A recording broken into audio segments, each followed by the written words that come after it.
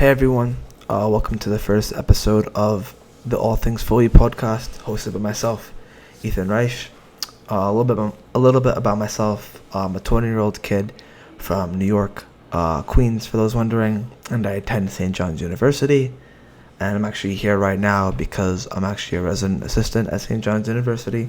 Meaning I get room and board free, which is really nice. So I'm here a little bit early to do a couple of training lectures and stuff. I'm an avid football fan, and I love Chelsea FC. I fell in love with them around 2014, and I've been supporting them ever since. A lot of ups and downs, but we're getting through it.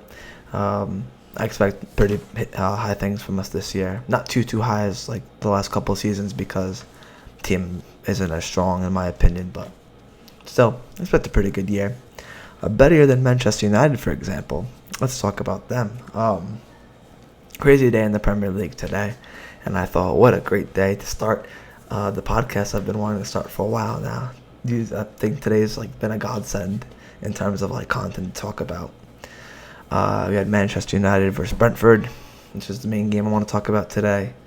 Thoughts going into the game, thought it'd be a good game. Man U are going to be hungry after losing 2-1 on Ten Hag's debut. They probably want revenge, get off the field, get Ten Hag his first point at least, But no, even Ronaldo starting couldn't change things. Might have even made things worse because Man U finished up and the game losing 4-0 in what was a complete and utter diabolical performance by Manchester United and a great performance by Brentford. Give nothing but respect to them because they've played absolutely amazing. And I'm going to probably spend the most time talking about Manchester United and their flaws today, but Brentford's performance was top tier. From keeper to striker, everyone did their job super well. Man U never had a real threat scoring. Yeah, the Bees really stung today, and they were amazing. But let's dive into the game, shall we? The first goal, my God. But for those wondering too, all 4 goals came in the first half in pretty quick succession as well. First goal was an absolute blunder by David De Gea. Shot by Josh De Silva outside the box. Nicely placed. Not a load of power on it, but good enough to trouble the keeper, I guess. I mean, David De Gea's a hell of a keeper, so, shouldn't have a difficult time with it, right? No, it seems like he jumped over dives on the ball, kind of dove a little bit too much than he needed to. Probably didn't even have to dive at all, to be honest. And yeah, he didn't quite get the best of saves and the best of touches onto it because he overdove, and the ball just hit him and slid right under. 1-0, just like that. The keeper of De Gea's quality should be doing 10 times better, though. That should have never been a goal. And from that, you could see the United players' heads just absolutely drop, especially when it got to the second goal. But De Gea said in his post-game interview that he cost his team 3 points. I don't believe so because they wouldn't have even got 3 points if De Gea was playing because they didn't even score a goal. So you have to win to get 3 points. The draw's only 1. But yeah, terrible first goal to concede. Away from home as well. Not the best. Second goal was arguably even worse. This is coming off of the back of what should have been a move up the pitch by Manchester United, but I think it was a bad pass from Eriksen towards the back, and I think it was Bueno just went driving through, getting to that ball first, and Maguire took him out right on the edge of their box. Yellow card. Great free kick area. Jensen was the one who took the free kick, I'm pretty sure.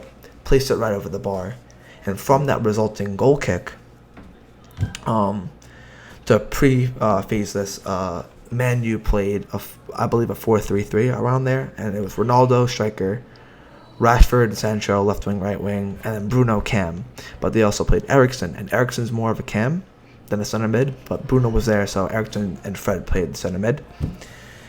So from the goal kick, Eriksen was around a CDM's position, honestly. He's playing very deep, something he's never played in his life at Tottenham, Brentford, wherever, Inter Milan.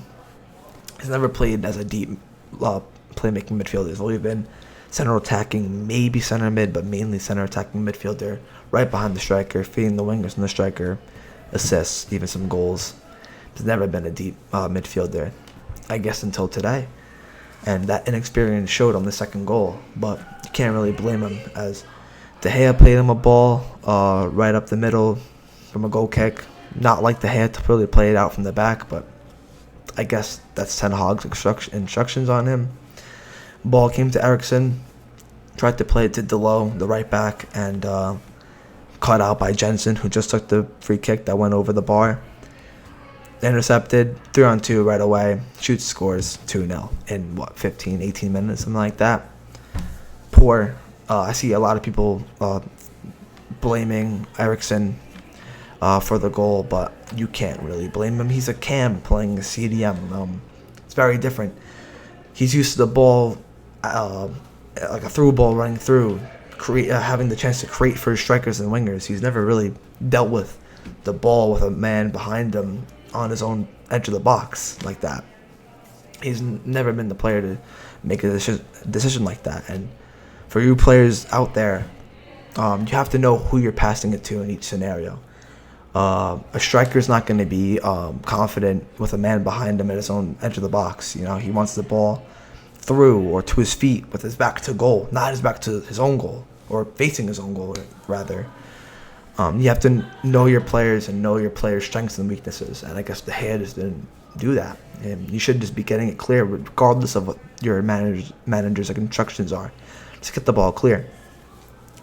And yeah, from there, they showed a clip of the camera panned to Ronaldo, like visibly angry, waving his hands. And from there on, it was just downhill. They scored a third, and the fourth came around the 40th minute, and it was a Manchester United attack. Everyone in the box trying to score. Sancho, a little loose touch, ball down the line, a great ball to Ivan Toney. Good run, unmarked, sort of, kind of. First time ball on his weak foot in the path of Mbueno, around Luke Shaw, slots in the bottom corner, 4-0. I mean, Shaw was terribly positioned, and it was an easy goal for Mbueno, and it made it 4-0 in the first half, and it was game over.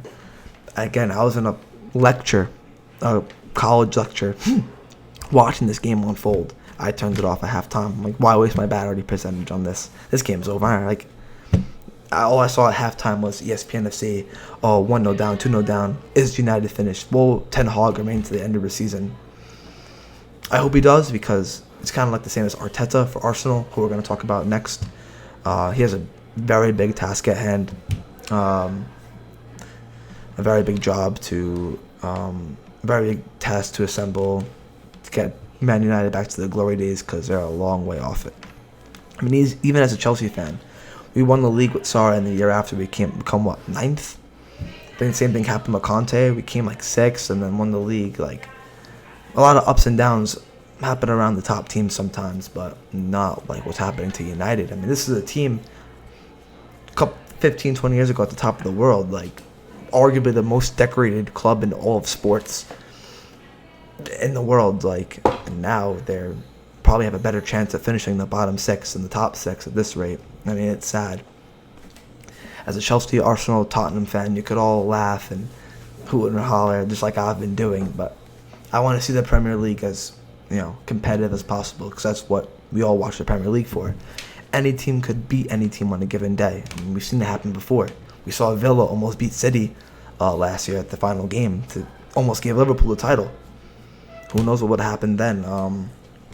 And Manchester United are a team that's been regarded in like the shining light of history for so long, winning countless FA Cups, League Cups, the league itself, Champions League, European Cups, and now they've gone from that to absolutely nothing in the last 10 years. It's sad. It really is. I want to see the Premier League super competitive. Like, I know Man City is going to probably run away with it this year. Their second team would most likely run away with it. They're that good. Arsenal are looking insane. What a team they've turned out to be, and what a manager Mikel Arteta is looking to see him right now. Tottenham, even another London club, great. Kulusevski, Son, Kane, what a trio that is. Backed up by Højbjerg, who I think is a really good center defensive mid, and just got Basuma from Brighton. Newcastle on a good run. I think they're going to surprise a lot of people. I personally think they're going to finish 5th place this season. I know it's a bold prediction from me, but I think so. Chelsea, Liverpool obviously probably finish 2nd or 1st. Crystal Palace look good. Villa look okay. Leeds, Wolves. We have a bunch of teams that are going to challenge for the top half of the table, top 8 spots. And Man United don't look, they got out of neutral yet. You know what I mean? Like, they're just cruising through. But we'll see what happens. Let's move on to the Arsenal game. What a game that was. And if you want to describe the perfect signing for a club, it's 2 words, and that's Gabriel Jesus. I mean, what a revelation he's been for Arsenal. You talk about 2 goals and 2 assists in a game. That's pretty good in any league, and the Premier League as well. I mean, he's Premier League proven winner with City. Yeah, he didn't get as much game time as maybe he deserved, but he's had a lot of good impactful moments for City as a super sub. But now, regularly starting for Arsenal, he looks a complete beast. Like, his first goal today reminded me a lot of Alexis Sanchez in his prime at Arsenal. The way he just wrapped his leg around the ball and curled it from almost like a dead ball position in open play. Like, it was pretty magical, in my opinion. And I think Arsenal are going to turn a lot of heads this year. If not, they're already starting to turn heads, certainly mine. As a Chelsea fan, I'm going to be brutally honest. I think both Tottenham and Arsenal are going to finish above us because both teams look like they're on another level than years prior. And we almost bottled the top 4 last year with Tottenham and Chelsea. Tottenham and Arsenal very close behind. So we'll see what happens with that. But yeah, it was a great game for Arsenal. Martinelli looks amazing as well. What a player they have in him. His goal, weak foot, left side outside the box, crossbody, off balance, slots it right in the bottom right corner. I mean, what a goal that was. He's getting a lot more game time now, which is lovely to see. All the dead wood seems to be out of Arsenal, which is good. And all the young stars are starting to shine. I mean, Saka didn't have the best of games, most involved games, but when you invest in like a full youth attack, you don't need 30 goals from one player and then 5 from this guy and 2 from this guy. Saka will get you 8 or 9, 10. Martinelli will give you 9, 10, 11. Jesus 14, 15. Odegaard will give you 10, 11. It's a combined effort for that front 4, obviously, because they're all young players. There's no real star in that front 4. Jesus is obviously the main man in the attack, the striker, but he's got a lot of good guys around him as well. Something Arsenal hasn't really had in a while, because you would have Lacazette or Aubameyang and a bunch of, no offense, less talented players than them. But I feel like Arsenal's front 4 right now are all very equal in talent, and they could all do damage. So yeah, it's looking good. Spurs are looking really good as well. I'm excited for Chelsea Spurs tomorrow. Definitely be making a video on that. My prediction is that I believe Spurs will win. I know I'm a Chelsea fan, but I gotta be real. I know Chelsea's home, but I mean, we struggled against Everton. I didn't really like what I saw. Our defense looked really good. But again, this is a defense that played a Calvert-Lewin-less Everton, Richarlison-less Everton. So now they got Richarlison probably coming off the bench at Spurs. What's that going to do for the likes of Rudiger? He left. Koulibaly and our rest of our defenders. You got Kane, Son, Kulusevski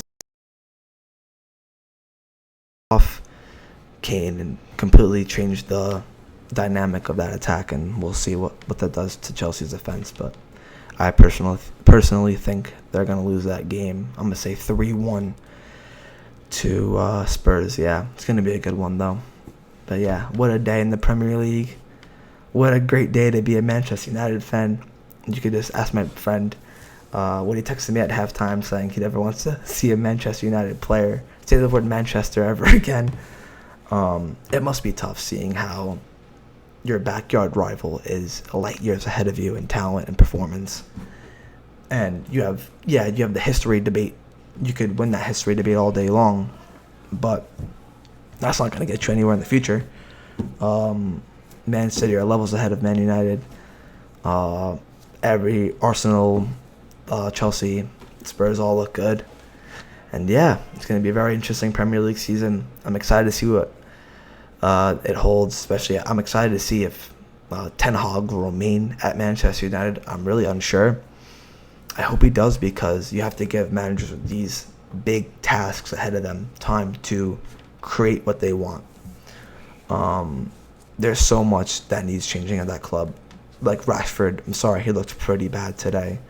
Sancho looked pretty bad. That club needs a revamp quick, and it's not going to take a season. Might not even take 2 seasons. So we'll see what happens. But yeah, hope you guys enjoyed the episode. Please follow the social medias in the description to stay in the loop of these videos coming out. I plan to make a lot more about football and Formula 1, and cover other leagues of football like the Bundesliga, Serie A, La Liga, etc. And yeah, hope you guys enjoy the rest of your day. Thanks for watching.